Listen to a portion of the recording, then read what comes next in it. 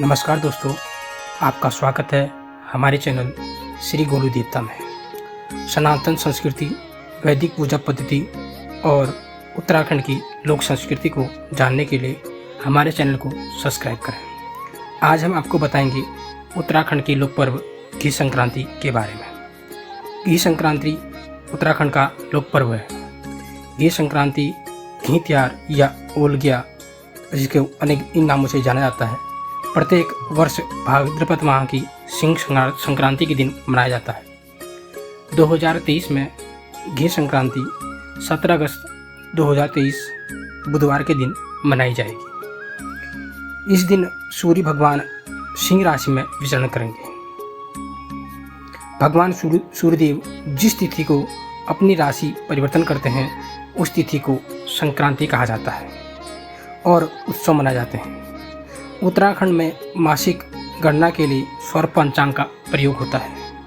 प्रत्येक संक्रांति उत्तराखंड में माह का पहला दिन होता है और उत्तराखंड में पौराणिक रूप से, पारंपरिक रूप से प्रत्येक संक्रांति को लोक पर्व मनाया जाता है।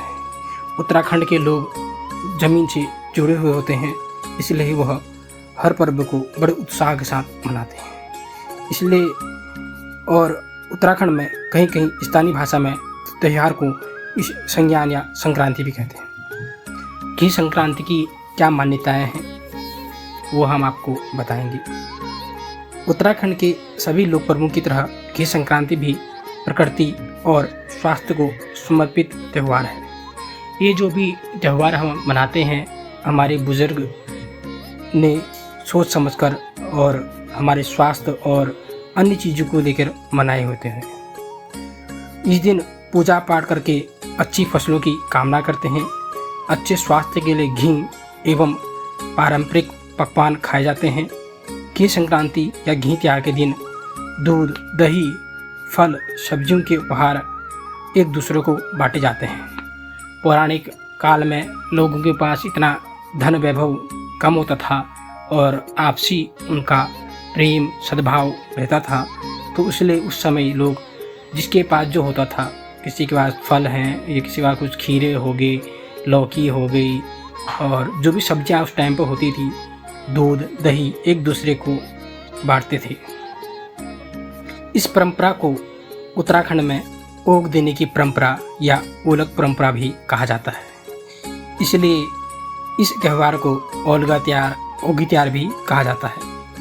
यह परंपरा चंद राजाओं के समय से चली आ रही है। उस समय भूमिहीनों को और शासन और समाज के वरिष्ठ लोगों को उपहार दिए जाते थे। इन उपहारों में काठ के बर्तन, स्थानीय भाषा में ठेकी कहते हैं, जो लकड़ी से बनी हुई होती है, उसमें दूध, दही या अरबी के पत्ते या मौसमी सब्जियां, जो भी जिस मौसम में होती है, बरसात के मौसम से सब्जियां होती हैं, और फल दिए जाते थे।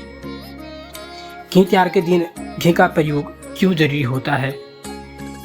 उत्तराखंड की लोक मान्यता के अनुसार इस दिन घी खाना जरूरी होता है। कहावत है कि इस दिन जो घी नहीं खाता है, उसे अगले जन्म में घोंगा या गनेल बनना पड़ता है। घी त्यार के दिन घी खाने के साथ उसका सेवन किया जाता है और घी से बने हुए पकवान बनाए जाते हैं। इस दिन सबके सिर में घी रखते हैं।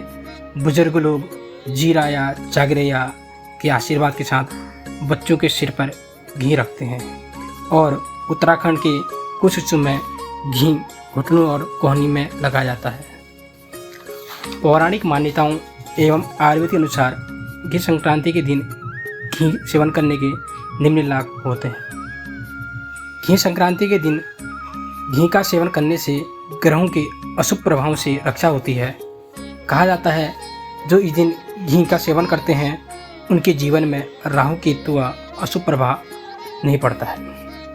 घी को शरीर में लगाने से बरसाती बीमारियों से त्वचा की रक्षा होती है। सिर में घी रखने से सिर की खुश्की नहीं होती है।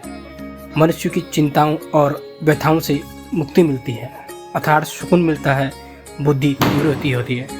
वैसे भी गाय के घी में वैज्ञानिक रूप से भी कई उसके फ़ायदे हैं।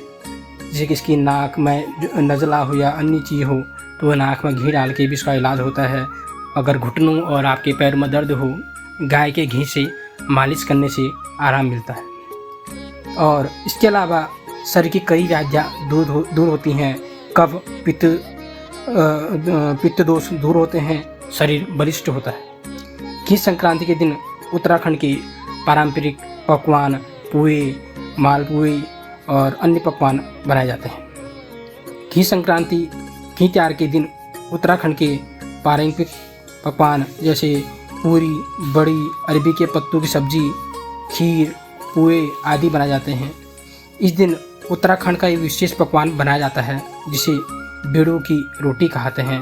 बेड़ू रोटी को आटे में उड़द की दाल पीसकर डाली जाती है। इस समय पहाड़ी खीरा काफ़ी मात्रा में होता है, इसलिए इस त्यौहार पर पहाड़ी खीरे का रायता भी बनाया जाता है। घी संक्रांति पर हमारे पूर्वजों ने एक परंपरा बनाई कि इस दिन घी खाना ज़रूरी है, नहीं खाओगे तो घोंगे यानी कि गनेल का जन्म मिलेगा। उस समय चाहे किसी भी परिस्थिति को ध्यान में रखकर यह परंपरा बनाई गई हो, लेकिन देखा जाए तो हमारे पूर्वजों ने यह परंपरा हमारे स्वास्थ्य को ध्यान में रखकर बनाई गई, क्योंकि घोंगा यानी कि गनेल बहुत सुस्त रहता है, वह बहुत धीरे धीरे चलता है और घी खाने से शरीर बलिष्ठ और ताकतवर होता है, शरीर में सुस्ती फुर्ती आती है। इसलिए हमारे पूर्वजों ने शरीर हित को ध्यान में रखते हुए इस परंपरा और उत्सव की शुरुआत की थी। इस परंपरा का अर्थ है अगर घी नहीं खाओगे तो घोंगा की तरह सुस्त हो जाओगे। आज सभी को घी संक्रांति की शुभकामनाएं।